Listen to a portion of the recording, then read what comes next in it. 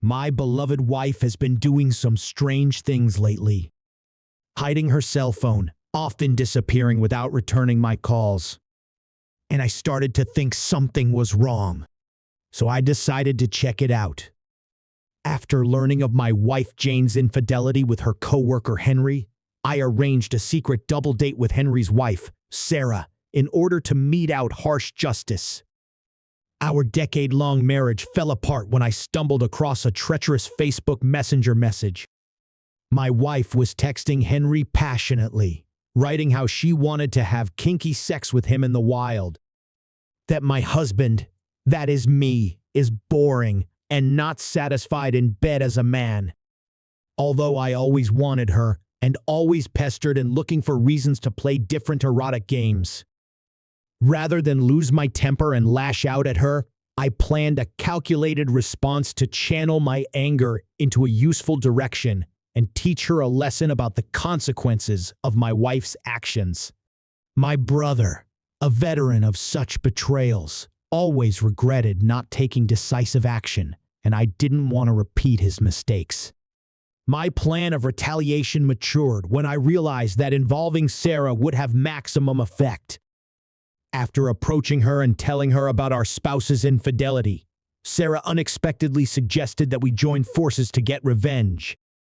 Her calm demeanor and willingness to develop a plan of retaliation was unexpected but welcome.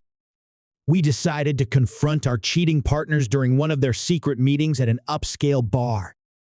On the chosen evening, with hearts pounding with anticipation and sadness, we put our plan into action.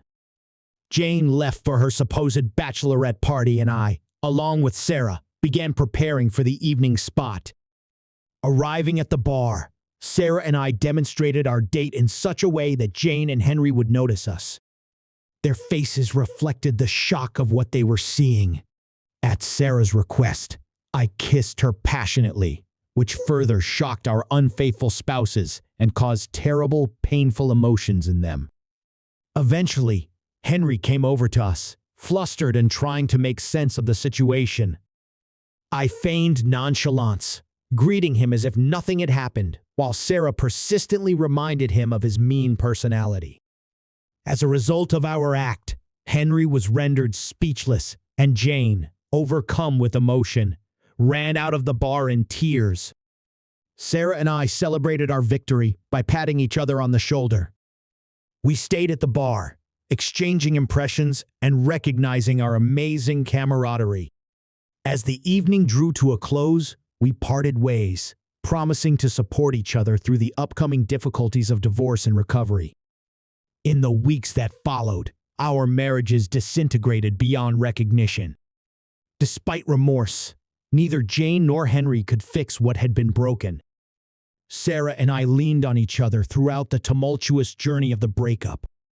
Our act of revenge turned into a friendly support with the possibility of something more in the future. After the staged meeting, Sarah and I found comfort in sharing our experiences of betrayal.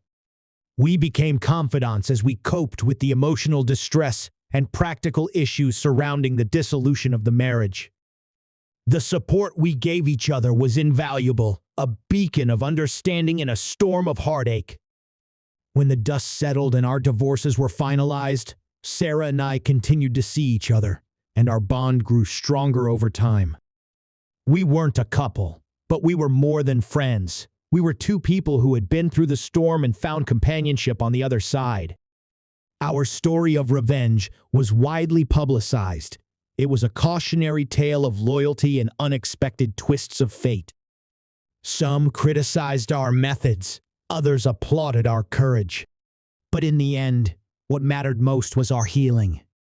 Sarah and I went through the crucible and came out of it changed, with a newfound appreciation for honesty and a wariness of deception.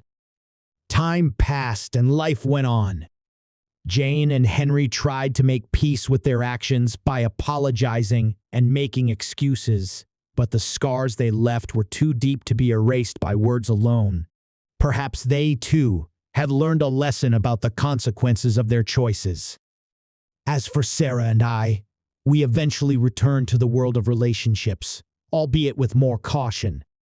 Whether our connection would develop into romance and starstruck sex was a question for the future. For now, we treasured an unexpected friendship that arose out of the most unlikely of circumstances.